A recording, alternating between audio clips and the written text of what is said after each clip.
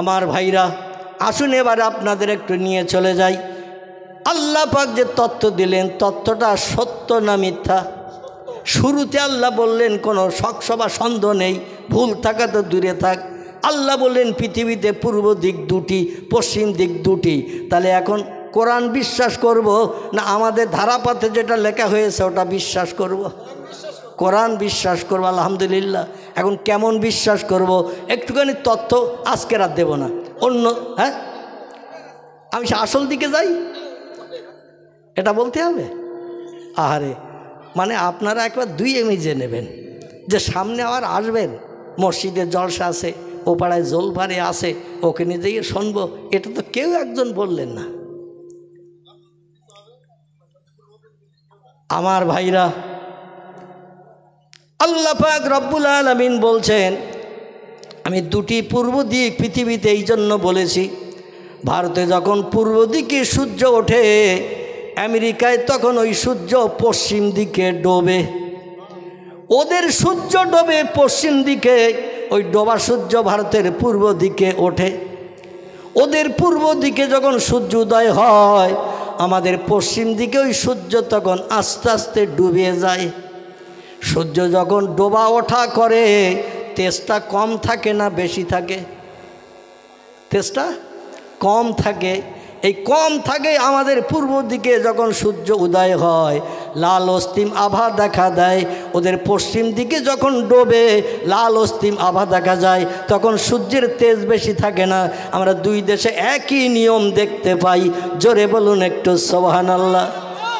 আমাদের পূর্ব দিক, ওদের পশ্চিম দিক, ওদের পূর্ব দিক, আমাদের পশ্চিম দিক, তাহলে দুটি দুটি হলো না হয়নি? একটু রিসার্চ করুন, গবেষণা করুন, কোরআন নিয়ে চিন্তা ভাবনা করুন। শুধু শালু কাপড়ে পেঁচিয়ে আলমারির উপরে কিংবা সানসেটের কোণা রেখে দিয়েছি, আর মুরগি মাঝে মাঝে কটকট করলেই ছেলেরে বলি মিন্টু দেখ ডিম কটা পেড়িয়েছে। ঠিক না ভুল?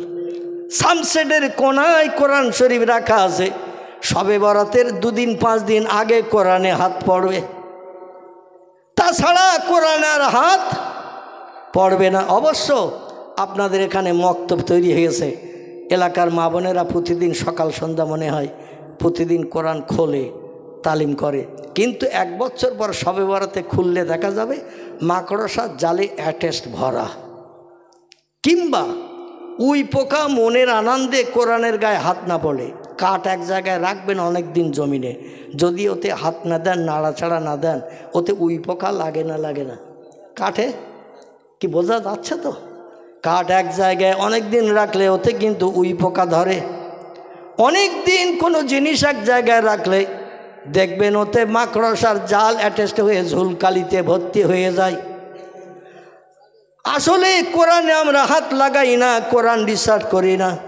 একটু কোরআন, বাংলা কোরআন কিনুন, আব্দুল হাকিমের লেখা বাংলা কোরআন। কার লেখা? বাংলাদেশের আব্দুল হাকিম, ইনি লিপিবদ্ধ করেছেন বাংলায় কোরআন। আরবি ভাষা তেলাপকার পায়ের মতো ব্যাকা ব্যাকা, জিলবির পেছনে নাই 4 চশমা হের মতো সব জোড়া। ঠিক বলো না ভুল বলা? 4 চশমা হে, 4টে হে একসঙ্গে, জিলিপির পেজ যেমন জোড়া, 4 চশমা হে ওই রকম জোড়া। ঠিক কি না? তাই বলে কেউ কি জিলিপির পেজ? আমার ভাইরা, ও কি চশমার ফ্রেম? এই চশমা চোখে দিলে যেমন চশমাটার ভিতরে কারুকার্য করা রয়েছে, কানে গোজা, নাকে ধরা, চোখের উপরে কাঁচ লাগানো, কোরআনের অক্ষরগুলো ঠিক চশমার ফ্রেমের মতো অনেক আছে, আছে না? তাই বলে কি কোরআন চশমার ফ্রেম? না না না, কোরআন বলছে তুলিজুল লাইলা ফিন নাহার, আমি দিনের বেলা রাত করি, রাতের বেলা আমি আল্লাহ দিন করি। শুধু তাই না, যেটা কিয়ামত পর্যন্ত বিজ্ঞানীরা করতে পারবে না। ও পৃথিবীর মানুষ, আমার শক্তি ক্ষমতা কেমন তোমরা শোনো। তুখরিজুল হাইয়া মিনাল মাইয়াতে তুখরিজুল মাইয়াতা মিনাল হাইয়ে। একটু চিল্লায়ে বলুন আল্লাহু আকবার, আর একটু জোরে বলুন আল্লাহু আকবার। শেষের যে 2টো অক্ষর পড়লাম, এতে কি বললেন আল্লাহ? বুঝতে পেরেছেন? শেষের যে 2টো অক্ষর বললাম, প্রথম 2টো বললাম রাতের পরে দিন করেন, দিনের পরে রাত করেন কে? আল্লাহ। অতুখরিজুল হাইয়া মিনাল মাইয়াতে অতুখরিজুল মাইয়াতে মিনাল হাইয়ে, এর অর্থটা কি বুঝতে পেরেছেন? বুঝতে পারেনি। তথ্যটা আমি দেই, তাহলে বুঝতে সুবিধা হবে। আপনাদের নিয়ে আমার গাড়িটা একটু সামনের দিকে নিয়ে যেতে সুবিধা হবে। গাড়ির যাত্রী আছেন তো নাকি? না অনেক সময় হয়ে গেছে মাজা কোমর ব্যথা করতেছে, কি আছেন তো? আমি এই তথ্যটা দিয়ে শেষ করব ইনশাল্লাহ। আগামীতে আবার সুযোগ হলে আল্লাহ হায়াতে বাঁচিয়ে রাখলে আবার অন্য তথ্যের দিকে আবার নিয়ে যাব। আপনাদের খারাপ লাগতেছে না তো? আল্লাহ দ্বিতীয় নম্বর তথ্যে বললেন, আমি মরারে জেন্দা করি এবং জেন্দারও এক মুহূর্তে বিনা রোগেও মারি। জোরে বলা যাবে না আল্লাহু আকবার? আল্লাহ বলছেন মরারে আমি জেন্দা করি এবং জেন্দারে বিনা রোগে বিনা ঔষধে কোন বললেই আমি মারি। একটা যুবক ছেলে 20-25 বছর বয়স, ডাক্তার দেখাতে গেছে। মাঝে মাঝে দেহের ভিতরে কি রোগ বেমারি আছে না আছে পরীক্ষা নিরীক্ষার জন্য অনেক অর্থশালী ব্যক্তি, উচ্চশিক্ষিত মানুষ, ওরা মাঝে মাঝে চেক আপ করে না, শরীরে কি রোগ বেমারি আছে না আছে অন্তত চেক আপ করি। প্রথমে ধরা পড়লে খরচ খরচা কম হবে, আমি রোগ থেকে মুক্তি পাবো। আর পরবর্তীতে যখন রোগ পূর্ণ অ্যাটাক করবে তখন আর চেক আপ করে ধরা পড়লে আর রোগ থেকে নিষ্কৃতির ব্যবস্থা পাওয়া যাবে না। এই জন্য অনেকে চেক আপ করে, চেক আপ করে দেখে। এখন যুবক ডাক্তারের কাছে গেছে, FRCS লন্ডন। কি কোথায় যাচ্ছেন? হ্যাঁ আচ্ছা, পেশাবে। এই সামনেতে উঠলে কিন্তু মিলাদ একেবারে সর্বনাশ হয়ে যায়। তবে ভাইয়ের কাজায় হাজাত পেশাবের দরকার হয়েছে, অবশ্যই উনি আসবেন। মানে সামনেতে উঠলে কিন্তু ছত্রভঙ্গ হয়ে যায়, মানে গোল হয়ে যায়, খেলা শেষ। যাই হোক আমার ভাইরা, আল্লাহ পাক রব্বুল আলামিন বলছেন, বান্দা তুমি FRCS লন্ডন ফেরত ডাক্তার, ফার্স্ট ডিভিশন ফার্স্ট, স্বর্ণপদক, গোল্ড মেডালিস্ট ডাক্তার দেখিয়েছো, বড় ডাক্তার আমেরিকা থেকে কলকাতায় আসে, ডাক্তার দেখিয়েছো, স্যার আমার যাতে রোগ বেমারি না ধরে, কি কোনো রোগের উপসর্গ আমার দেহে ধরেছে কি না একটু পরীক্ষা করার জন্য বডি চেক আপ করতে এসেছি। এর নাম হলো সিটি স্ক্যান। কি নাম বললাম? CT scan. একেবারে টোটাল বডির চেক আপ করা হয়। আমারও ঢুকিয়ে দিয়েছিল অপারেশনের আগে একটা সেই মানে ইটভাটা সিমনের মতো ওই রকম সুড়ঙ্গ একটা জায়গা, লম্বা একটা মানুষের পূর্ণ বডি ওর ভিতরে ঢুকে যায়। আবার হাতে ইঞ্জেকশন ফুটিয়ে এর থেকে পাইপ লাগিয়ে ওদের মেশিনে লাগিয়ে রেখেছে, হাতে সুচ ফুটিয়ে। আমারে বলল একটু গরম লাগবে, যেন কিছু মনে করবেন না, গরম লাগবে মানে আপনার টোটাল বডিটার ইনকোয়ারি হবে। তখন দিয়ে ভেতরে ঢুকিয়ে দিয়েছে। আমি বললাম আর বোধহয় বার করবে না, এখন কবরের ভিতরে ঢুকলাম নাকি। 15,000 টাকা বিল। কত বিল? 15,000 টাকা। দেবী শেঠির হসপিটাল, RN টেগর। তো ভেতরে ঢুকিয়ে দিয়ে প্রায় আধা ঘন্টার কাছাকাছি আমার রাখলো। শেষের দিকে একটু কষ্ট হচ্ছিল, তো আমার আবার মাঝে মাঝে জিজ্ঞাসা করছেন অসুবিধা হচ্ছে না তো? অনেক রুগী এই সিটি স্ক্যান করতে গিয়ে মরণ বরণ করে, বাইরে আর বার হয় না। যেমন আপনাদের এদিকার খবর বলবো না, আমার গ্রামের একটা লোক, তার নাম হলো শামসুর রহমান, ডাকনাম হলো ভন্টু। কি নাম বললাম? ভন্টু ডাকনাম। আমাদের মসজিদের কাছাকাছি বাড়ি। তার ভালো নাম হলো শামসুর রহমান, ডাকনাম ভন্টু। সিটি স্ক্যানে ওই ঘরের ভেতরে ঢুকিয়ে দিয়েছে, যখন বার করেছে বললো কাপড়ের কাপড় নিয়ে আয়, মানে অটোমেটিক সিটি স্ক্যান করতে যে কমপ্লিট। আল্লাহর রফরত রহমত, প্রায় আধা ঘন্টার মতো রাখলো। আমি অধমা আমার চেক আপ করে বলল যে অসুবিধা নেই, অপারেশান হবে। জোরে বলুন একটু সুবহান। আমার ভাইরা, ডাক্তার দেখালো, বডি চেক আপ করলো, বডিতে কোনো রোগ বেমারি নাই। শুনে লোকটা খুশি হবে না অখুশি? টোটাল বডি চেক আপ করা হয়েছে, বডিতে কোনো রোগ নাই, সুস্থ শরীর। 22 বছরের যুবক, 25 বছরের যুবক, সুস্থ অবস্থায় সিটি স্ক্যানের রিপোর্ট দেখে ডাক্তারের কাছ থেকে রিপোর্ট পেয়ে মানে সব নীল নীল নীল, কোনো রকম রোগ টোগ নাই। শুনে খুশি হয়ে বাড়ি আসছে। হঠাৎ করে রাস্তা একটু হোঁচট খেয়ে পড়া মতো হয়েছে। আল্লাহ ডেকে বললেন, আজরাইল ওই পিছনের রাস্তা দিয়ে 4 রাস্তার মোড়ে আসছে, ওখানে সে বাস ধরবে। ওই বাস ধরার আগে ওর কমপ্লিট করিস। আল্লাহ যেমন সাদ্দাদের ঘোড়ার পিঠে আজরাইলের জান বার করতে বলেছিল, কারে? সাদ্দাদের। সাদ্দাদ বেহেশতে দেখতে আসে যে বেহেশতে খানার ভিতরে 9,999টি কামরা ছিল। কটা? 9,999টা কামরা ছিল বেহেশতের ভিতরে। ওই রকম সৌন্দর্যমণ্ডিত কারুকার্য ঘর, আর ওই ঘরের ভিতরে সুন্দরী যুবতী নারী ভরে দিয়েছে।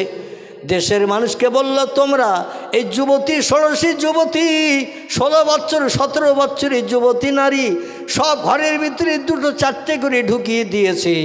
একজন করে যুবক যাবে, তাদের নিয়ে আনন্দ ফুর্তি করবে, লাউ খাবে, কুমড়ো খাবে, বেগুন খাবে, সবজি খাবে, এক একদিন এক একটা স্ত্রী নিয়ে উপভোগ করবে। যদি আরও প্রয়োজন হয় তাও দেয়া হবে, শর্ত হলো আমার একটু খোদা বলে মানবে। আমি দুনিয়ায় ঘোষণা দিয়েছি, আনা রব্বুকুমুল আলা। কি বলেছে? আনা রব্বুকুমুল আলা। আমি মেজ খোদা, ছোট খোদা, সেজ খোদা নই। আমি হলাম সব খোদার উপরের বড় খোদা। আচ্ছা, আল্লাহ সহ্য করবে? সহ্য করবে? আল্লাহ বলে, আমি ছাড় দেই বান্দাদের, কিন্তু একেবারে ছেড়িয়ে দেয়নি। কথাটা বুঝতে পেরেছেন? বান্দারা কত বাড়াবি বাড়া, আমি ছাড় দিয়েছি, ঘুরিয়ে উড়িয়ে দিয়েছি। যত সুতো চাইবি দেব, উপরে উঠবি। তাই বলে যেন মনে করিস না আমার নামাতে পারবে না। লাটাই যার হাতে, সে বলে মাথায় উঠে হাওয়ার মাঝে মাথা নাড়া দিচ্ছ আর বলছো আমি আর নামবো না। ও ঘুড়ি, তোমার বুকের সঙ্গে আমার লাটাইয়ের সুতো জোড়া। যেই লাটাই পাক দেব, তুমি নিচে নামবে না উপরে থাকবে? কি করবে? নিচে নামতেই হবে, কারণ ঘুড়ির মাজার সঙ্গে সুতো দিয়ে লাটার সঙ্গে জোড়া। আল্লাহ বলছেন, যত বাড়াবে বাড়াও। ও বান্দা, আমি ছাড় দিয়েছি, যতবারে ওড়ো, যতবারে দূরে যাও, কিন্তু আমি একেবারে ঘুড়ির মতো, লাটাইয়ের মতো তোমারে ছেড়ে দেয়নি। আমি আল্লাহ যেই বলবো কুন, কি বলবে? যেই বলবো কুন ফায়াকুন, সঙ্গে সঙ্গে সেটা হয়ে যায়। এটাই হলো আমার পাওয়ার। আল্লাহ বলেন, আজ দাস দাসী লোকজন রাজপথে দাঁড়িয়ে বাদশারে স্যালুট দিচ্ছে। আর আমার ভাইরা 1000 বছরের মতো, কিছু কম বেশি 800 বছরের মতো সময় নিয়ে এমন করে 22,000 মিস্ত্রি এমন করে 1000 বছরের মতো খাটিয়ে 9,999টি ঘর বেস্তেখানা এরিয়া করে জেলখানার মতো পাঁচিল দিয়ে ঘিরেছে। আর বলে, আমার একটু খোদা বলবে, এই জেলখানায় সারা জীবন খাওয়া দাওয়া সুখ শান্তি সব পাবে। তোমরা বলবে সব খোদার বড় খোদা আমাদের দেশের বাদশাহ ফেরাউন। অনেকে লাভে লোহা বয় না, বিনা লাভে অনেকে তুলোর বস্তা নিতে চায় না। ঠিক না ভুল? বিনা লাভে অনেকে তুলোর বস্তাও মাথায় নিতে চায় না, কিন্তু অনেকে লাভে লোহা বইতেও চায়। দেশের লোক বলল কাজকর্ম করতে হবে না, খাটতে হবে না, মজুরি খাটতে হবে না, ভালো মন্দ খাবার পাবো, সুন্দরী যুবতী নারী দিনে আনন্দ ফুর্তি করতে পারবো। একটা কথা বলতে হবে, সব খোদার বড় খোদা ফেরাউন। এ যুগের মানুষ ও দলে আছে না নাই? আমাদের জীবন ইতিহাস আলগা করে দেখুন, আমরা সব ওই দলের। এই যে স্টেজে চেয়ারে বসে আছি, আমিও ওই দলের। আচ্ছা, আমি যদি ওই দলের হই, তাহলে আপনাদের আর সন্দেহ আছে ওই দলের হইতে? সন্দেহ আছে?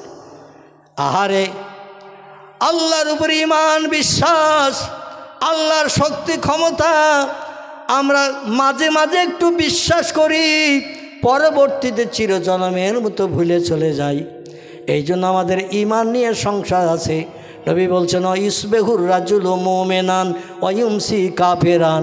আমার উম্মতেরা সকালবেলা আল্লাহর উপরে বিশ্বাস স্থাপন করে ঈমান আনবে, ওয়ায়ুমসি কাফেরান সন্ধ্যাবেলা জবান দিয়ে এমন একটা কথা বলবে ও আর ঈমানদার মোমেন থাকবে না, কাফের হয়ে যাবে। ওয়ায়ুমসি মুমিনান ভালো ভালো সদ উপদেশের মজলিসে বসবে, আলেম ওলামাদের ভালো ভালো উপদেশমূলক বক্তব্য শুনে ঈমান এনে কলেমা পড়বে লা ইলাহা ইল্লাল্লাহ মুহাম্মাদুর রাসূলুল্লাহ। এ জলসায় পড়ানো হয় না, হয় না, হয় কি না? আল্লাহর নামে জপ জিকির করানো হয়, কলেমা পড়ে ঈমান আনবে সন্ধ্যার পরে। আবার রাতের বেলা ঘুম থেকে উঠে সকালবেলা যখন বাইরে বার হবে ওয়াইসবেহু কাফেরান, সকালবেলা ওই লোকটি কাফেরে বিবেচিত হবে।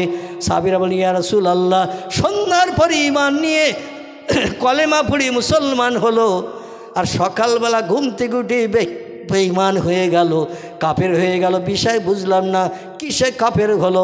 আল্লাহ নবী বলছেন ওয়াইয়াবু দীনাহু বিআরাদিম মিনাদ দুনিয়া, রাওয়াহু মুসলিম।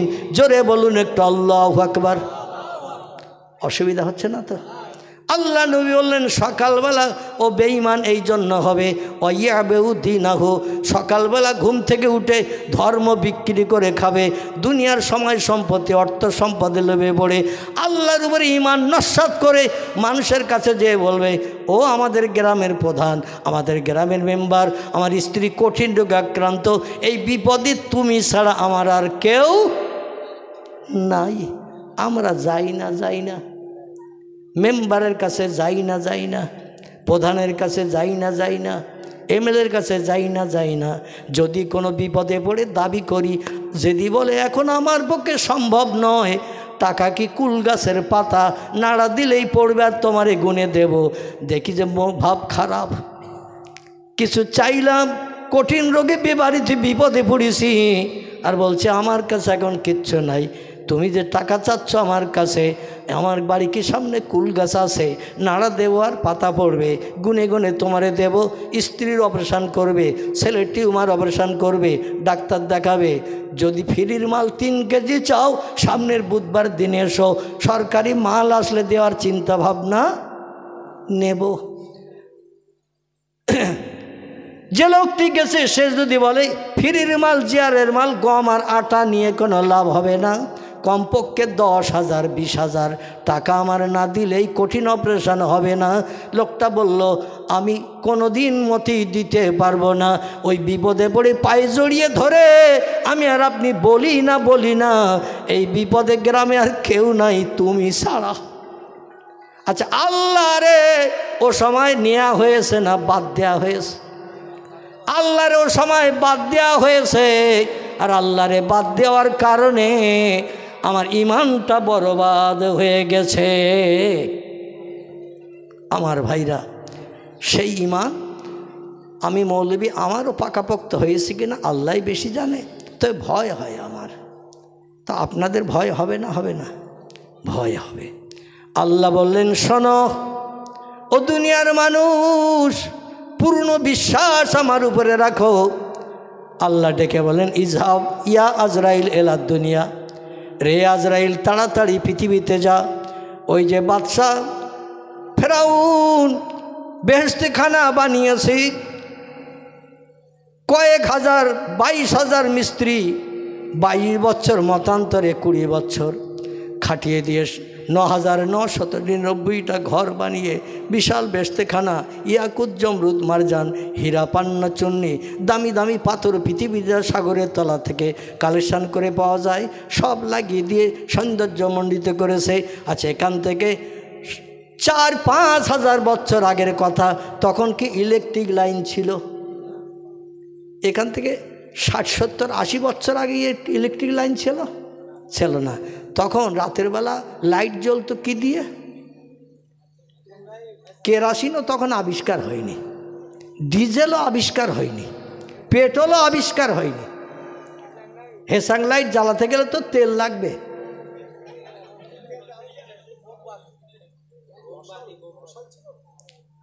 আমার ভাইরা, আর বেহেশতের ভিতরে মোমবাতি জ্বালালে কি সৌন্দর্য শ্রীবৃদ্ধি হবে? মোমবাতি তো কিছু সময় পরে নিভে যাবে। রাত তো লম্বা 12 ঘন্টা, একটা মোমবাতি জ্বলবে ক ঘন্টা? 1 ঘন্টা, 2 ঘন্টা, 3 ঘন্টা, তারপরে তো অফ।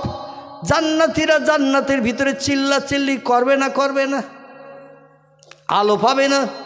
দামি দামি পাথর ওই বেহেশতের বিল্ডিংয়ের দেওয়ালে সব সেট করা হয়েছিল, যে পাথরের কাজ ছিল অন্ধকারে নেমে আসলেই আলোর মতো জল জল করে জ্বলতো। আমার ভাইরা, যদি বলেন হোয়াট ইজ দ্য ডকুমেন্ট, খুব বেশি দূর আপনাকে যেতে হবে না। এই ভারতবর্ষের দিল্লির আগ্রায় যদি যান, এখনও যে দেখতে পাবেন বাদশাহ শাহজাহান যে তাজমহল বানিয়েছিলেন, এই তাজমহলের দেওয়ালের গায়ে দামি দামি পাথর সেট করে দিয়েছিলেন। খোদার কসম, রাতের বেলা একটাও লাইট জ্বালানোর দরকার হতো না, মোমবাতি জ্বালাতে হতো না, তেল দিয়ে কোনো লাইট জ্বালানোর দরকার হতো না, টর্চ লাইটও তখন আবিষ্কার হয়নি। পাথরের কারণে সারা রাত লাইট জ্বলতো। সূর্য যখন কিরণ দিত, লাইট আস্তে আস্তে নিস্তেজ হয়ে যেত। এই রকম দামি পাথর বেহেশতের ভিতরে লাগিয়ে দেয়া হয়েছে। আর দিয়ে এবার উদ্বোধন করতে যাচ্ছেন বাদশাহ ফেরাউন। উদ্বোধন করে দেখে আসবে কাজকর্ম ঠিকঠাক হয়েছে কি না, তারপরে জান্নাতীদের জান্নাতে ঢুকিয়ে দেবে, যারা তারে খোদা বলে মানবে। আল্লাহ বলে, ইজহাব ইয়া ইজরিল এলা ফেরাউন, চলে যাও ফেরাউনের সামনে, ও খবরদার যেন দরওয়ার টপকিয়ে ভিতরে না ঢোকে। লোকজন স্যালুট দিচ্ছে, খোশামদিদ স্বাগতম জানাচ্ছে। আজকের আপনার শুভ দিন, আনন্দের দিন। কোটি কোটি টাকা খরচ করে 22 বছর ধরে 22,000 মিস্ত্রি খাটিয়ে আপনি এই বেহেশতেখানা বানিয়েছেন দেশের জনগণকে সুখভোগ করানোর জন্য। দেখে আসবেন, আজকের আপনাকে স্বাগতম, ওয়েলকাম, খোশামদিদ জানালাম। আনন্দে চলে যাচ্ছেন বাদশাহ ফেরাউন। আর যেই দরজার সামনে গেছে, দেখে একটা লোক দরজা আটকিয়ে দাঁড়িয়ে রয়েছে। আমার ভাইরা, ফেরাউন ছিল বাদশাহ, লোকটির নাম ছিল সাদ্দাদ, নাকি সাদ্দাদ। এই বাদশাহ বানিয়ে জান্নাতের ভিতরে যখন ঢুকতে যাচ্ছেন, ওই সময় সামনে দাঁড়িয়ে থাকলো একজন। ফেরাউন যেমন খোদাদ্রোহী, সাদ্দাদও তেমন খোদাদ্রোহী, নমরুদও তেমন খোদাদ্রোহী, কারুনও তেমন খোদাদ্রোহী, বাদশাহ বক্তে নাসারও তেমন খোদাদ্রোহী। এরা ছিল সব দুনিয়ায় খোদা দাবিকারী। চিল্লাই বলুন একটু নাউজুবিল্লাহ। দেখে দরজার সামনে একটা লোক দরজা অ্যাটাক করে দাঁড়িয়ে রয়েছে। বলে, আজকের আনন্দের দিন, আমার তৈরি করা জান্নাত উদ্বোধন করব, আর রাস্তা অ্যাটাক করে কে দাঁড়িয়ে আছিস? আমি কে যাচ্ছে জানিস না? সে বলছে, নাম ইয়াইহাল মালিক, আমি আপনার শুধু নাম জানি না, আপনার পরিচয়পত্র সব জানি, কতদিন বাদশাহিত্ব করছেন তাও জানি। বলে, তাহলে তুই আমার দেশের প্রজা? তো প্রজা যদি হবি, তো আমি তো কোনো দিন তোরে রাজদরবারে দেখি নাই। প্রজা তো সুখ দুঃখের ভাগিদার আমার বনতে হয়, বিবাদে সাহায্য করতে হয়। কোনোদিন তো তোর দেখিনি যে আমার দরবারে কিছু চাইতে আসতে। বলছে, আমার কোনো জিনিসের প্রয়োজন হয় না, তাই আসি নাই। বলে, আজকের আল্লাহ পাঠিয়েছে তাই এইছি। জোরে বলুন সুবহান। ওর তখন মুখ মলিন হয়ে গেছে। আমি যার বিরুদ্ধে আল্লাহ দাবি করেছি, সেই আল্লাহ পাঠিয়েছে। বলে, না মা। বলে, কী জন্য এসেছিস? আমার সঙ্গে বেহেশতের ভিতরে যাবি, দেখবি? বলে, আপনার ঘোড়ার পিঠে আপনি থাকবেন, আমিও ঘোড়ার পিঠে উঠবো না। বলে, তাহলে হেঁটে হেঁটে যাবি? বলে, তাও যাব না। বলে, তবে বল এখানেই দাঁড়িয়ে কাজ করব। বলে, কি কাজ করবি? বলে, আপনার দেহ থেকে প্রাণটা বার করে সচল দেহ অচল বানিয়ে দেব। জোরে বলুন সুবহান। সাদ্দাত তখন কাকতি মিনতি করে বলছে, অন্তত আমার একটাবার পাক দিয়ে ঘুরে আসতে দে, একটাবার একটু পাক দিয়ে ঘুরে আসতে দে, তারপরে যা পারিস করিস। আমার শখের জান্নাতটা অন্তত এক পলকে দেখে নেই। আজরাইল বলল, ফালা ইয়াস্তাখিরুনা সাআতাও ওয়ালা ইয়াস্তাকদিমুন। আমার কাজ হলো, যখন যে মুহূর্তে যে সেকেন্ডে আল্লাহ প্রাণনাশ করার দায়িত্ব দেয়, 1 সেকেন্ড আগেও করি না, 1 সেকেন্ড পরও করি না। যেই সময় আসবে সঙ্গে সঙ্গে দেহ থেকে খামসা মেরে প্রাণটা বার করে নেব আমি। বলল, তবে রে, আমার দেশ, আমার বাদশা, আমার মালিকানা চলছে, আর একটু ভিতরে ঢুকে এক পলকে দেখে আসবো, তাও সময় দিবি না? ঘোড়ার পাশায় বাড়ি লেগেছে, ওরে ধাক্কা মেরে ফেলে ভিতরে ঢোক। আচ্ছা, ঘোড়ার বাবার ক্ষমতা আছে? দাঁড়িয়ে আছে কে? যমদূত। আনা মালিকুল মউত আনা মুখমেদুস সৌত। জোরে বলুন একটু সুবহানাল্লাহ। আমি হলাম মৃত্যুর যমদূত, হরিষে বিষাদনয়নকারী, বিবি বাচ্চাকে বিধবা এতিম করি আমি। যেই তারে ধাক্কা মেরে ফেলে দিতে গেল, সঙ্গে সঙ্গে বুকে হাত চাপিয়ে দিল, আর ঘোড়ার পিঠেই বসে থাকা অবস্থায় দেহ থেকে প্রাণটা বেরিয়ে গেল। লোকজন দাঁড়িয়ে দেখছে, বাদশার দরজার মুখে যেয়ে থমকে দাঁড়িয়ে গেছে। ঘোড়াকেও বলল, ঘোড়া দাঁড়িয়ে থাক, তোরও দেহ থেকে প্রাণ বার করে নিচ্ছি, যেখানে আছিস ওইখানে থাক। আচ্ছা, যদি দেহ থেকে প্রাণ বার করে নেয়, যে অবস্থায় বার করে নেবে ওই অবস্থায় থাকবে না? থাকবে না। দেখবেন অনেকের পা গটিয়ে থাকে, পা লম্বা হয় না, মরণ হয়ে গেলে ওই অবস্থায় থাকে না? থাকে না। অনেক টানাটানি করলেও পা সোজা হয় না, ঠিক কি না? মানুষ আধ ঘন্টা গেল, 45 মিনিট গেল, 1 ঘন্টা গেল, বলে দরজার মুখে দাঁড়িয়ে দেখতেছে শুধু খোদা। এত কি সৌন্দর্য দেখতেছে, ভিতরে গেলে তো পাগল হয়ে যাবে। দরজার মুখে দাঁড়িয়ে দেখে উনি আর ভেতরে যাচ্ছেন না, ব্যাপার কি? এ বলে তুই যা, ও বলে তুই যা, কিন্তু বিড়ালের গলায় ঘন্টা বাঁধে কে? বাদশা যাচ্ছে উদ্বোধন করতে, আর আমরা যাব বাদশার কাছে। না জানি আবার বাদশা রেগে আমাদের প্রাণনাশ করে কি না, জল্লাদ দিয়ে তার ঠিক ঠিকানা কি। দীর্ঘ সময় মানুষ দাঁড়িয়ে থেকে যখন ধৈর্য আর ধরল না, বলে মরি মরবো বাঁচি বাঁচবো, একবার কাছের কাছে চল।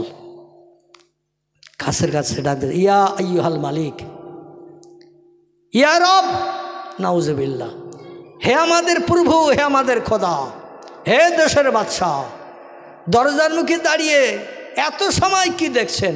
ভিতরে যান, দেখি আসেন, কারুকার্য আরও কত সুন্দর সৌন্দর্যমণ্ডিত আছে। বাদশার কথা বলে না, গায়ে হাত দিয়ে নাড়া দিচ্ছে, তাও নড়ে না। ঘোড়ার লেজ ধরে মরা দেয়, ঘোড়াও নড়ে না। পরীক্ষা নিরীক্ষা করে দেখা গেল ডেথ। কি হয়েছে? মরণ হয়ে গেছে। ঘোড়ারও মরণ, সাদ্দাদের মরণ। আল্লাহ ডেকে বলেন, আমি ছাড় দেই, কিন্তু একেবারে ছেড়ে দেই না। আরে সেই আল্লাহ পাক রব্বুল আলামিন বলছেন, আমি মরারে জেন্দা করি, জেন্দারে মারি। আচ্ছা, এটা সত্য না মিথ্যা বলেছে আল্লাহ?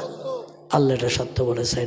আর যদি বলেন হুজুর তার ডকুমেন্ট কি, তাহলে আসুন একটুখানি এখান থেকে আপনাদের নিয়ে যাব সৌদি আরবের পাশাপাশি একটি দেশ, যে দেশে 6 বছর আলী রাদিয়াল্লাহু আনহু রাজিত্ব পরিচালনা করেছিলেন।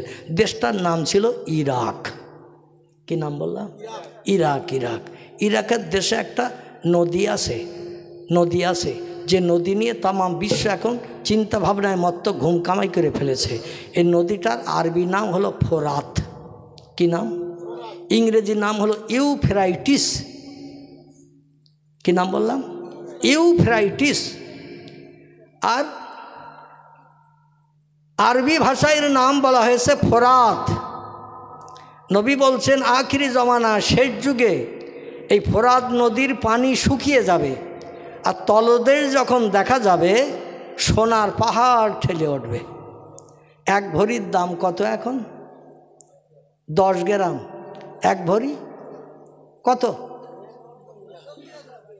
আমার মনে হচ্ছে খিদিরপুরের মানুষ বোধহয় সোনার তো না কেনে টেনে না। হ্যাঁ, 90,000 92,000-এর কাছাকাছি এ গ্রেড 1 নম্বর 24 ক্যারেট সোনা।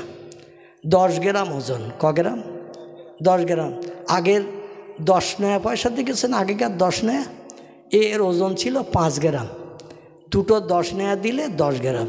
তো দুটো 10 নয়া একসঙ্গে করলে যতটা হয়। আমাদের দেশে আগে রুপোর টাকা ব্যবহার হতো, এই রুপোর টাকা কিন্তু ওজনে 10 গ্রাম। ঠিক বললাম না ভুল বললাম? রুপোর টাকা 10 গ্রাম। এই 10 গ্রাম সোনার দাম যদি 90,000 হয়, আর সাগরের তলা থেকে যদি সোনার পাহাড় ঠেলে ওঠে, ঘুমোবে আর কেউ? কেউ যদি ঘুমিয়ে পড়ে স্বপ্ন দেখে উত্তর মাঠের কুল গাছের গোড়ায় 3 কলসি সোনার টাকা রয়েছে, ঘুম ভেঙে গেছে রাত 1:30টার সময়। কটায়? রাত 1:30টার সময় ঘুম ভেঙে গেছে। উত্তর মাঠে আমার জমির মাথায় যে কুল গাছ আছে, কুল গাছের গোড়ায় মাটির তলায় 1 হাত মাটির তলায় 3 কলসি সোনা রয়েছে, সোনার টাকা। আচ্ছা, সারা রাত ওর ঘুম হবে? বলবে দিনের বেলা গেলে আবার কেউ যদি দেখে তারও তো আবার ভাগ দিতে হবে, কারণ পড়িও মাল। যে দেখবে সেও ভাগ চাবে। বৌরি ডেকে বলতেছে একা একা যাব, তুই সুখ চল। বলে কোথায় যেতে হবে? বলে উত্তর মাঠে আমাদের সে জমির কোনায় সে কুল গাছ আছে না, মাঝে মাঝে কুল পেড়ে আনি, তোরাও খাস একটু একটু টক মিষ্টি। সেই কুল গাছের গোড়ায় কেরা আগের যুগের লোক 3 কলসি সোনা 1 হাত মাটির তলায় পুঁতে রেখেছে, ঘুমিয়ে পড়ি দেখেছি। স্ত্রী বলছে তো তুমি শুধু শুধু যাচ্ছে কেন? সাপল আর কোদাল নাও, সাপল নাও, কোদাল নাও। কোদাল দিয়ে কোপ মারলে আবার হয়তো কলসি ভেঙে যাবে। সাপল দিয়ে সাইডে আস্তে আস্তে খুঁড়তে হবে, খুঁড়িয়ে কলসি সমেত দোষ করি নে। তুমি একটা নেবে মাথায়, একটা নেবে কাঁধে, আমিও একটা নেব কাঁকে, একটা নেব এ কাকে, 2 কাকে নিয়ে 4 কলসি নিয়ে বাড়ি আসবো। স্বামী স্ত্রী দুজন গেছে, 1 হাত মাটির তলায় স্বপ্ন দেখেছে, খুঁড়িয়েছে 11 হাত। কত? খুঁড়তে খুঁড়তে 11 হাত খুঁড়িয়েছে। এখনও খুঁড়িয়ে গেলেও খোঁড়া যাবে, কিন্তু কলসির আর নাম নিশানা নাই। স্ত্রী বলছে কি স্বপ্ন দেখেছো তুমি? আর আমার এই নিয়ে তুমি খাটালে, তুমি নিলে কোদাল, আমি নিলাম শাবল, তারপর মাঝে মাঝে তুমি খুঁড়তেছো, মাটি তুলতেছি আমি, খুঁড়তে খুঁড়তে 11 হাত খোঁড়া হয়ে গেল, এখনও পাওয়া গেল না।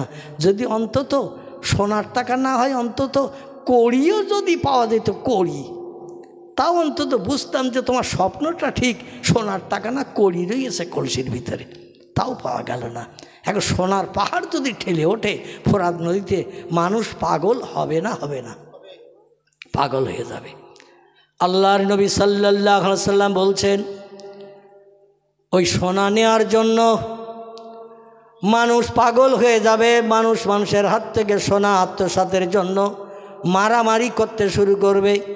1000 মানুষের ভিতরে মারামারি করে 9999 জন মারা যাবে, 1 জন বেঁচে থাকবে। এইভাবে বিভিন্ন দেশের মানুষেরা সোনা কালেকশন করতে এসে শুধু মৃত্যু আর মৃত্যুর রোল চলতে শুরু করবে। ও দুনিয়ার মানুষ, এই ফোরাত নদীর কিনারায় আল্লাহর একজন প্রেমিক বান্দা, নাম তার হযরত শাহ শিবলি রাহমাতুল্লাহ আলাইহি। কি নাম বললাম? শাহ শিবলি রাহমাতুল্লাহ আলাইহি বিশ্ব নবীর জীবনী গ্রন্থ লিখেছেন তিনি, নাম তার সিরাতুন নবী। কি নাম বললাম? আল্লাহর নবীর জীবনী গ্রন্থ, নবীজির জন্ম থেকে নেই মৃত্যু, বিশ্ব নবীর জীবন ইতিহাস লিপিবদ্ধ করে বিশ্ববাসীর কাছে সুপরিচিত হয়েছেন এই লোকটি। এনার নাম হযরত শাহ শিবলি রাহমাতুল্লাহ আলাইহি। ইনি ছিলেন কোরআনের একজন পূর্ণ হাফেজ। কি ছিল? কোরআনের হাফেজ। আমার ভাই ইরাকের দেশের জমিনে আল্লাহর একজন মহান আল্লাহওয়ালা, আল্লাহ প্রেমিক খোদাভক্ত মানুষ ছিলেন। তার নাম ছিল শাহ সরি শক্তি রাহমাতুল্লাহ আলাইহি। এনার কাছ থেকে কোরআনের দার্স নিয়ে, কোরআনের তালিম নিয়ে, কোরআন শরীফ শিক্ষা করে এবার তিনি বাড়ি ফিরে আসছেন মাথায় পাগড়ি দিয়ে। ছাত্ররা যখন কোরআন হেফজ হয়ে যায়, দেখবেন বাৎসরিক জলসা হয় মাদ্রাসায়, যে কটা ছেলে কোরআনের পূর্ণ দার্স নিয়ে হেফজ হয়েছে, দাওরা দিয়ে কমপ্লিট করেছে, ওই ছেলেটার মাথায় পাগড়ি পরিয়ে দিয়ে বাড়ি পাঠানো হয় না? হয় না? কোনো সার্টিফিকেট দেয়া হয় না, কোনো রেজাল্ট দেয়া হয় না হাফেজদের জন্য। ঠিক বললাম না ভুল বললাম? স্কুলে পড়াশুনো করলে বছরের পর বছর, বছরের শেষে পরীক্ষা হয়, পরীক্ষার খাতা থেকে রেজাল্টের সার্টিফিকেট দেওয়া হয়। কিন্তু কোরআনের পূর্ণ হাফেজ হয়েছে, এই জন্য এর কোনো পরীক্ষা নেওয়ার দরকার নাই, পরীক্ষা সামনাসামনি দৈনন্দিন। আর আমাদের স্কুলে যখন পরীক্ষা হয়, দেখবেন বইয়ের পৃষ্ঠা ছিঁড়ে জুতোর ভিতরে ঢুকিয়ে নিয়ে ছেলেরা পরীক্ষা দিতে যায়। ঠিক বললাম না ভুল বললাম? পকেটের ভিতরে বইয়ের পৃষ্ঠা ছিঁড়ে ছোট্ট কাগজ করে মুড়িয়ে নিয়ে পকেটের ভিতরে করে, কোমরের এমন করে ঘুনশিতে গুজে, এমন করে পায়জামার দড়ির ভিতরে গুজে নিয়ে যায়। যদি প্রশ্নটা ঠিক পড়ে যায়, যেটা কোমরে এনেছে ওটা বার করবে না? করবে না? জুতোর তলায় যেটা আছে ওটা যদি পড়ে যায়, পা দিয়ে দবিয়ে চলে গেছে স্কুল পর্যন্ত, কারণ স্কুলে যে ঢোকাতে গেলেই তো মাস্টার দেখতে পাবে, এই পার তলায় কি ঢুকাচ্ছিস, বার কর। আবার অনেক সময় মোজার ভিতরে ঢুকিয়ে নিয়ে যায়, প্রয়োজনে একটু চুলকানোর মনোভাব নিয়ে, কত রকম প্র্যাকটিস আছে। মোজার একটু চুলকানোর চিন্তা ভাবনা নিয়ে মশায় কামড়িয়েছে, চিন্তা করতে করতে মজা সরিয়ে দিয়ে কাগজটা বার করে ও পরীক্ষার খাতায় লিখে দেয় ফার্স্ট ক্লাস ফার্স্ট। যা বইতে লেখা তাই লিখেছে, মাস্টারের বাবার ক্ষমতা নাই 1 নম্বর কাটার। কারণ প্রশ্নে যেটা লিখেছে ঠিক তাই লিখেছে, কোনো ভুলভাল নাই, নাম্বার কাটতে পারবে। ফার্স্ট ক্লাস ফার্স্ট, কিন্তু ও কি পড়িয়ে মুখস্থ লিখেছে? তা তো লিখিনি। এই জন্য স্কুলে ওই চুরি করে লেখার পরও সার্টিফিকেট দেয়া হয়। যারা হাফেজ হেফজ করে এদের এই রকম সার্টিফিকেটের প্রয়োজন নাই। দৈনন্দিন পড়ানো হয়, দৈনন্দিন তার পড়াশোনা হয়। পুরনো পড়া পড়তে হয়, নতুন পড়া দৈনন্দিন পড়তে হয়। আবার পুরনো পড়া যেটা পড়েছো ওটা ভুলে গেছো কি না ওটাও প্রতিদিন পড়তে হয়। ঠিক না ভুল? আপনারা হয়তো জানবেন না মাদ্রাসার পঠন পাঠন, আমি অধম কম বেশি জানি। এই জন্য বললাম পুরনো পড়াও পড়তে হবে, আমার নতুন পড়াও দিতে হবে। এইভাবে পুরো কোরআন হেফজ করার পরে ওরে সার্টিফিকেট দেয়া হয়, তুমি কোরআনের পূর্ণ হাফিজ। তোমার মাথায় পাগড়ি জড়িয়ে দিয়ে সার্টিফিকেট দিলাম, তুমি আল্লাহর কোরআন সিনায় জমা করেছ। আমার ভাইরা, শাহ শরী শক্তি রহমাতুল্লাহ আলাইহি শিবলিরে ডেকে বলছেন, শিবলি দীর্ঘ 4 বছর 4.5 বছর আমার মাদ্রাসায় ডালের পানি খেয়েছো, শাকসবজি খেয়েছো, রুটি খেয়েছো, পড়াশুনো করেছো, পরিশ্রম করেছো, বাপ মা ছেড়েছো, ঘর বাড়ি ছেড়েছো, আপনজন ছেড়েছো। দীর্ঘ 4 বছরের মতো এখানে থেকে পড়াশুনো করে আল্লাহর পাক কালাম কোরআন সিনায় জমা করেছো। পাগড়ি মাথায় দিয়ে আজকে তোমারে পুরস্কৃত করলাম, সার্টিফিকেট দিয়ে দিলাম, কোরআনের পূর্ণ হাফেজ তুমি হয়ে গেছো। বাবা আর তো তোমার থাকার প্রয়োজন না, বাড়তি শিক্ষা দেওয়ার ক্ষমতা আমার নাই। এবার যদি বাড়তি শিখতে চাও অন্য মাদ্রাসায় তুমি ভর্তি হও, কোরআন হাদিসের জ্ঞান অর্জন করো, হেফজটা আমি কমপ্লিট করে দিলাম। তবে বাবা শিবলি বাড়তি পড়াশুনো যদি করতে না পারো, তুমি বাড়ি যেয়ে আমার 4টি উপদেশ মেনে চলবে। কটা? 4টি উপদেশ তুমি মেনে চলবে বাবা। বলে নাম ইয়াইহাল ওসাতিস, ও আমার ওস্তাদ হুজুর গো, আপনার কাছ থেকে বিদায়ের সময় যে উপদেশ আপনি দেবেন, মরণের দিন পর্যন্ত আপনার উপদেশ আমি ভুলব না এবং বাস্তবে রূপদান করে আপনার কথার মর্যাদা রাখার চেষ্টা করব। শিবলি বলে হুজুর উপদেশ 4টি কি কি বলুন। শিবলি বলল বাবা, 1 নম্বর উপদেশ হলো, ও বাবা আল্লাহর ফরজ হুকুম জীবনে মরণের দিন পর্যন্ত যেন নামাজ ছাড়বে না। ও বাবা বছরে 1 মাস রমজানের রোজা আল্লাহর ফরজ হুকুম, ওটা যেন তুমি কাজা করবে না। ও বাবা 3 নম্বরের আমার হুকুম হলো, বাপ মায়ের সঙ্গে যেন তুমি দুঃসম্পর্ক তৈরি করবে না। অবিল অলে দাইনে এহসানা, আল্লাহ বলছেন ও বান্দা বান্দিরা, ও আবুদুল্লাহ ওয়ালা তুশরিকু বিহি শাইয়্যা অবিল অলে দাইনে এহসানা। আল্লাহ বলেন আমার ইবাদত যখন হয়ে যাবে, মসজিদের আজানের মর্যাদা দিয়ে আমার জমিনে সেজদা করে আমার নামের তসবিহ যখন তোমার পাঠ করা হয়ে যাবে, 2 নম্বরের দায়িত্ব তোমাদের দেয়া হলো, ও বান্দা বান্দিরা অবিল অলে দাইনে এহসানা, আমার ইবাদতের পরে 2 নম্বরের কাজ হলো বাপ মায়ের সঙ্গে সম্পর্ক ভালো রাখবে। বউয়ের মোহাব্বতে পড়ে মারে যেন গলা ধাক্কান দিও না, বউর কথা শুনে বাপকে যেন তাড়িয়ে দিও না।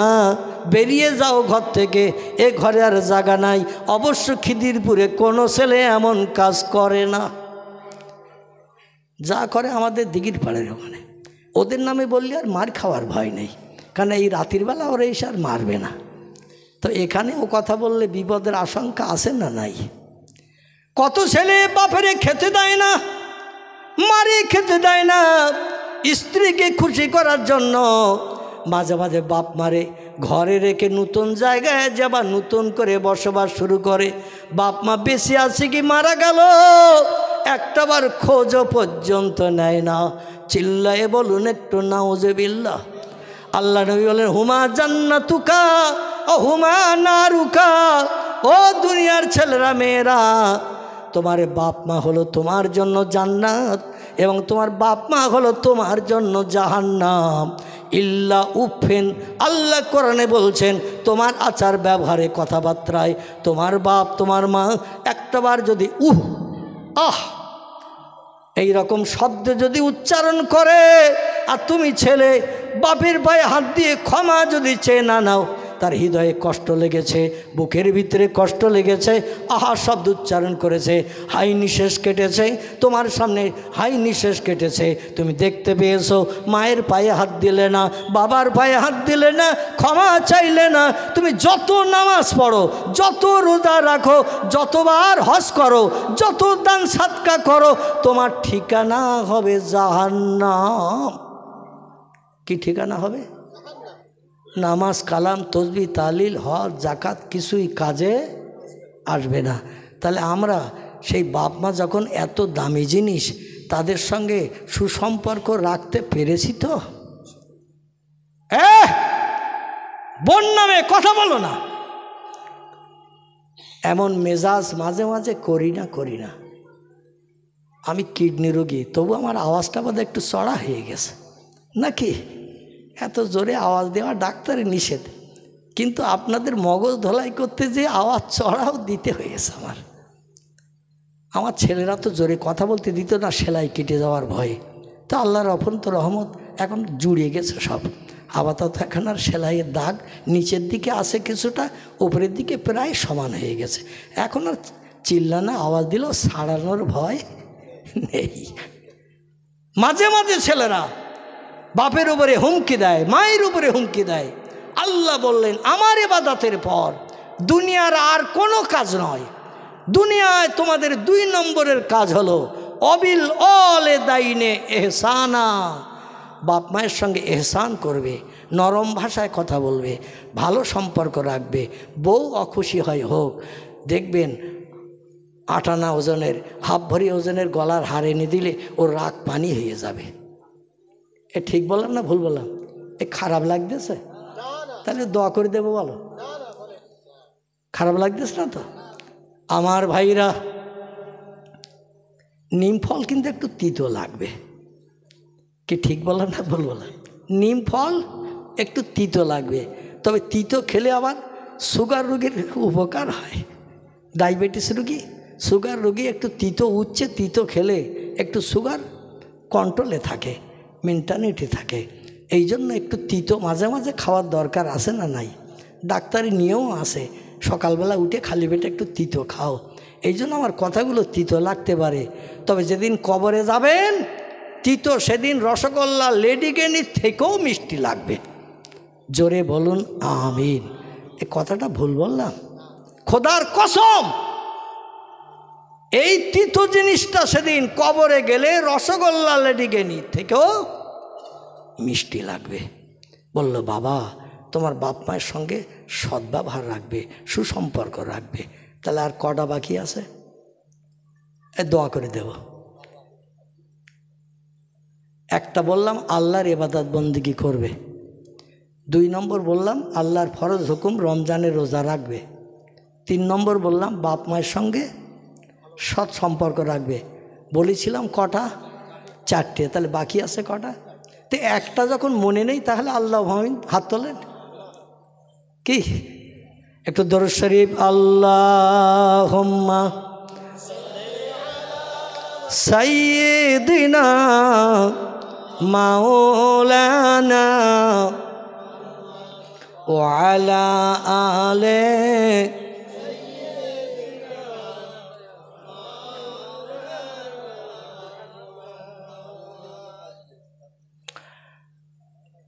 অভয়ে বাণী দিল তারা,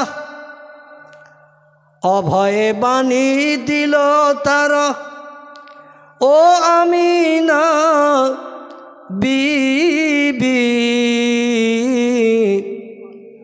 শিশুপুত্র তোমার হবে শেষ জামানার নবী। যে শিশুকে দেখে তারা, যে শিশুকে দেখে তারা রাসূল মেনে গেল, সেই নবীর ওই মোহাব্বতে দরুদ মোমেন পড়ো। আল্লাহুম্মা সাল্লি আলা মাওলানা মুহাম্মদ ওয়া আলা আলি সাইয়্যিদিনা মাওলানা মুহাম্মদ। তাহলে কটা হলো? তিনটে। বাকি আছে কটা? একটা। বলল বাবা সাহা শিবলি এ বাচ্চা মানুষ, ওনার বয়স তখন 12 থেকে 13। কত বললাম? 12 থেকে 13 বছর বয়স। 4 থেকে 4.5 বছর হুজুরের মাদ্রাসায় কোরআনি তালিম নিয়ে কোরআনের হাফেজ হয়ে পাগড়ি মাথায় দিয়ে বাড়ি আসছেন। ওস্তাদ হুজুর বলল 4টে আমল জীবনে যেন ছাড়বে না বাবা, বাস্তব জীবন রূপদান করবে, তাহলে আল্লাহর জান্নাত তোমার কাছ থেকে কেউ কেড়ে নিতে পারবে না। এখন 4 নম্বরের আমলটা বলছেন হুজুর। 4 নম্বরটা কি? মাহিয়াল আরবা ইয়াইহাল ওসাতিস। আমার ওস্তাদ হুজুরকে 4 নম্বরের আমলটা কি? ওস্তাদ বললেন বাবা তুমি যে কোরআন সিনায় জমা করেছো, এ কোরআন কিন্তু কর্পূরের মতো, পেট্রোলের মতো। কিসের মতো? কোরআন কর্পূরের মতো, পেট্রোলের মতো। পেট্রোলের ব্যারেলে সিবি খুলে রাখলে পেট্রোল থাকবে? কর্পূরের পাত্রের মুখ যদি খোলা থাকে কর্পূরের গন্ধ থাকবে? ও উড়িয়ে চলে যায়। এই জন্য দৈনন্দিন তোমারই কমপক্ষে 100 পারা করে কোরআন দৈনন্দিন 24 ঘন্টার ভিতরে তেলাওয়াত করা লাগবে বাবা। তবে একটা উপদেশ দিচ্ছি, তোমার বাড়িতে কোরআন আলগা করে পড়ার প্রয়োজন নাই, তুমি একটা দিনী মাদ্রাসা তৈরি করবে।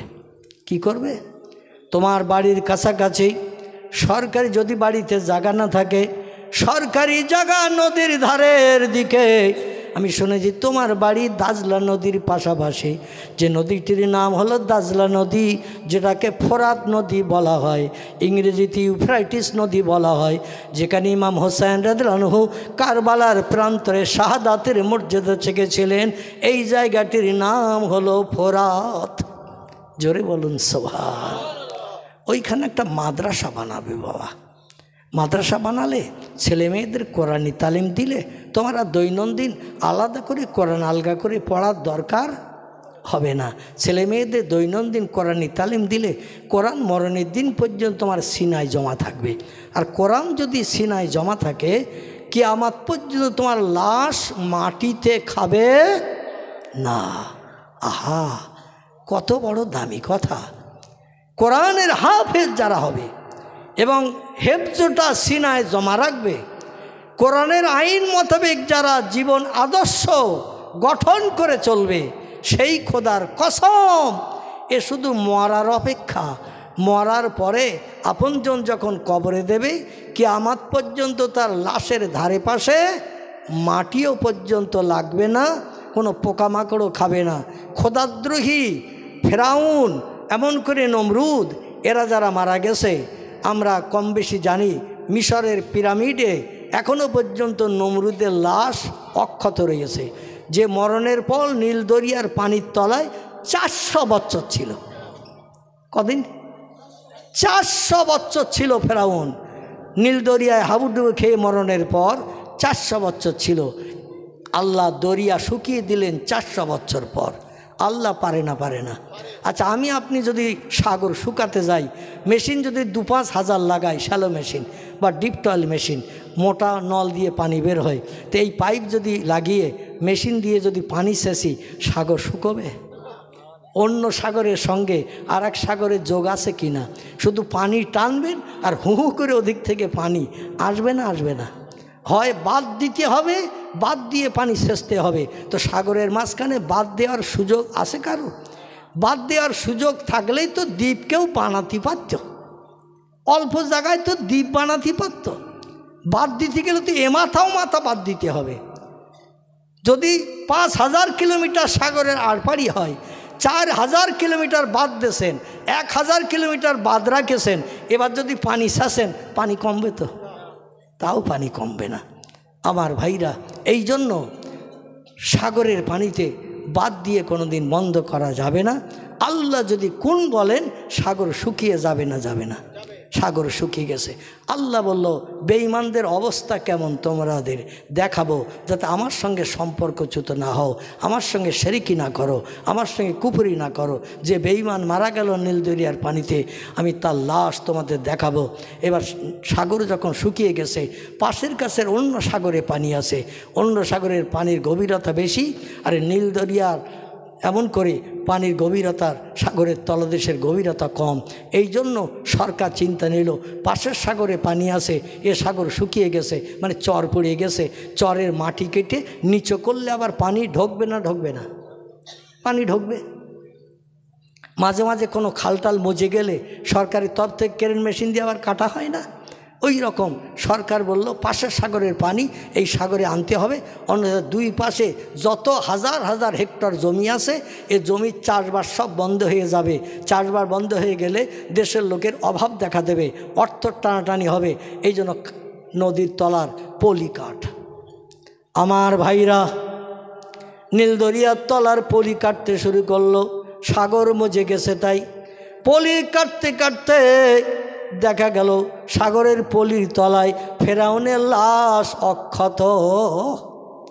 কদিন পর 400 বছর সাগরের পানির তলায় পলির ভিতরে ছিল, আল্লাহ পাক অক্ষত করে রেখেছেন। ওরা বলে, আমাদের দেশের পূর্বের খোদা যখন পাওয়া গেল এই সাগরের পানির তলায়, এর নিয়ে একটু ভালো জায়গায় মজবুত করে রাখ, ভবিষ্যৎ জেনারেশন দেখবে। আর জেনারেশন ভবিষ্যৎ দেখে আল্লাহর সঙ্গে সম্পর্ক গাঢ়তর তৈরি করবে। জোরে বলুন একটু সুবহানাল্লাহ। কি খোদার কুদরতি মহিমা! একটা পিঁপড়ে, একটা সারপোকা, একটা উকুন ওই লাশের উপরে এখনো পর্যন্ত ছেড়ে দিলে 4000 বছরের মতো হয়েছে। কত বললাম? 4000 বছরের মতো হয়ে গেছে। 4000 বছর আগের ঘটনা। এখনো পর্যন্ত একটা পিঁপড়ে, সারপোকা, উকুন, গুঁড়ো কোনো কীট পতঙ্গ তার দেখে ছেড়ে দিলে ছটপট করতে করতে নিচেই নেমে যায়। মানে আল্লাহ ইলেকট্রিক লাইনের অ্যাকশান তার দেখে দিয়ে রেখেছে। কোনো জীবজন্তু, কীট পতঙ্গ, পোকামাকড় তার দেহে গরম সহ্য করতে পারে না। আমার ভাইরা, মাটির উপরে আছে, মমি করে রাখা আছে, আল্লাহ সেখানেও অ্যাকশান দিতে পারে না। তাহলে আল্লাহর ক্ষমতা কম না বেশি? মনে আছে তো? আল্লাহর ক্ষমতা এই রকম বেশি। এই দাজলা নদীর কিনারায় হজরতে শিবলি রহমাতুল্লাহ আলাইহি বিশ্বনবীর জীবনী গ্রন্থের লেখক, সিরাতুন নবীর জীবনী গ্রন্থের লেখক, একটা মাদ্রাসা তৈরি করেছেন। হুজুরের কথার মর্যাদা দিতে মাথায় টুপি, মুখে দাড়ি রেখেছেন। আল্লাহ যখন নতুন দাড়ি গজিয়ে দিয়েছেন, 12, 13, 14 বছর বয়স যখন হয়ে গেল, দাড়ি উঠলো, দাড়িতে আর খুরকেসি লাগায় না। জোরে বলুন সুবহান। হাঁটুর নিচে লম্বা জামা মাদ্রাসায় পড়তে পড়তে তিনি পরিধান করতেন। যারা লম্বা জামা পরে, এদের যদি শার্ট পরিয়ে দেন, ওরা কি আপনার নূতন হাটে বাজার করতে যাবে? আর যদি যায়, বাজার করা মাথায় তুলে দেবে এলাকার লোক। বলে, সলিমউদ্দিন চাচার কাজ দেখ, সারা জীবন পাঞ্জাবি গায়ে দিয়ে, লম্বা গায়ে জামা গায়ে দিয়ে হাটে মাঠে বাজারে গেছে, আর আজকে শার্ট গায়ে দিয়ে এসেছে। বলবে না? এই জন্য বাল্যকাল থেকে যে পোশাক পরিচ্ছদ আপনার ব্যবহারে দেহের সঙ্গে অ্যাডজাস্ট হয়ে যায়, পরবর্তীতে অন্য পোশাক পরতে তার লজ্জাবোধ হবে না? যুবক ভাইরা মনে মনে চিন্তা করছেন, এখন মাথায় টুপি দেব, এখন মুখে দাড়ি রাখবো, হাঁটুর নিচে লম্বা জামা, এখন গায়ে দিয়ে মান সম্মান ইজ্জত নষ্ট করব, বুড়ো চাচার মতো হই তারপরে করব। আচ্ছা, আল্লাহ যে বুড়ো চাচার মতো তোমার এই বয়স করে মারবে, এ সার্টিফিকেটটা কোন বিজ্ঞানের কাছ থেকে পেয়েছো আমারে বলো? কত বাচ্চারে কবর দিয়েছো না দেও নাই? কত সদ্যজাতা বাচ্চা মায়ের উদর থেকে ভূমিষ্ঠ হয়ে মরেছে না মরে নাই? কোন 10-12 বছরের নবদম্পত যুবক হতে যাচ্ছে, এমন ছেলেরাও মরেছে না মরে নাই? কঠিন কঠিন রোগ আল্লাহ দিয়ে দুনিয়া থেকে বিদায় করে দিয়ে দেয় না? তাহলে তুমি যে বুড়ো বয়স পর্যন্ত বাঁচবে, তারপরে নামাজ ধরবে, তারপরে মসজিদে যাবে, তারপরে মাথায় টুপি দেবে, তারপরে মুখে দাড়ি রাখবে, তারপরে হাঁটুর নিচে লম্বা জামা গায়ে দেবে, তোমার জীবনের শখ কবরে যাওয়ার আগে মিটবে তো? আর যদি না মেটে, নবী বলছেন মান আহাব্বা সুন্নতি ফাকাদ আহাব্বানি ওমান আহাব্বানি কানা মাই ফিল জান্নাহ। চিল্লায়ে বলুন একটু আল্লাহু আকবার। নবী বলছেন ও আমার উম্মত মণ্ডলীরা, আমি তোমাদের পয়গম্বর, আমি তোমাদের নবী, আমি একটি তথ্য তোমাদের জানিয়ে দিলাম, জাহান্নামের আগুনে পুড়ে মরো, ওটা আমি চাই না, চাই না, চাই না।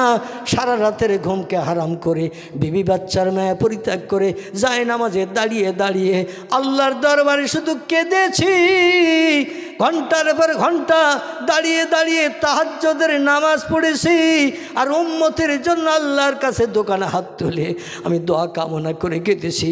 দাঁড়িয়ে দাঁড়িয়ে নামাজ পড়ার কারণে আমার পা দুটো ফুলে যে এমন রড জমে পা ফেটে গেছে, পা দিয়ে রড ঝরতে শুরু করেছে। সাহাবীরা বলে ইয়া রাসূলুল্লাহ, আল্লাহ কোরআনে তো জানিয়েছেন অমা আতাকুমুর রাসূলু ফাখুযুহু ওমা নাহাকুম আনহু ফান্তাহু। আমার নবী যে জীবন আদর্শ তোমাদের কাছে দিয়ে গেছে, ওই জীবন আদর্শ তোমরা গ্রহণ করো। অমা নাহাকুম আনহু ফান্তাহু। আমার নবী যে রাস্তায় চলেনি, যে পথে তিনি চলেননি, যে খাদ্য খাননি, যে কথা বলেননি, তা থেকে তোমরা বিরত থাকো। সেগুলো যেন বাস্তব জীবনে রূপদান করিও না, বিশ্ব নবীর জীবন বিধান মেনে চলো।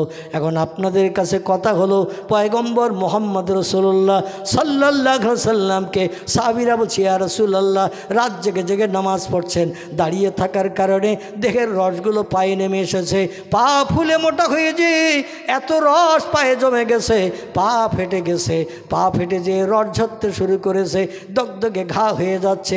ইয়া রাসূলুল্লাহ, আল্লাহ কোরআনে বলছেন আপনার জীবন আদর্শ আমাদের বাস্তব জীবনের রূপদানের জন্য আমরাও কি দাঁড়িয়ে দাঁড়িয়ে নামাজ পড়ব, বিবি বাচ্চার মায়া ছেড়ে, শান্তির শয্যা বিছানা ভুলে, আপনার মতো রাতের ঘুমকে হারাম করে, যায় নামাজে দাঁড়িয়ে দাঁড়িয়ে তাহাজ্জুদের নামাজ আদায় করে আমরাও কি পা ফুলাবো? রসুল বলেন লা লা ইয়া আইয়ুহাল আসহাব, ও আমার সাহাবীরা, আমি যেটা করি তোমরা সেটা করো না, আমি যেটা বলি তোমরা সেটা শোনো। জোরে বলা যাবে না একটু সুবহানাল্লাহ? নারায়ে তাকবীর।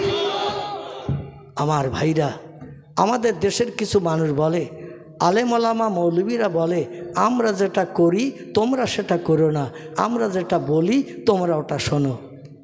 এই কথাটা বলে না? বলে না? কিছু মানুষ বলে, তারা বলে হুজুররা বলে আমরা যেটা করি তোমরা সেটা করো না, আমরা যেটা বলি তোমরা সেটা শোনো। আসলে এই কথাটা আলেম ওলামার নয়, এ কথাটা পয়গম্বর মুহাম্মদ, এই চুপ করে বসে কথা বলো না, মুহাম্মাদুর রাসূলুল্লাহ সাল্লাল্লাহু আলাইহি সাল্লাম বলছেন, ও কথাটা আলেম ওলামাদের নয়, ওটা আমি পয়গম্বর মুহাম্মদ রাসূলুল্লাহ আমার কথা।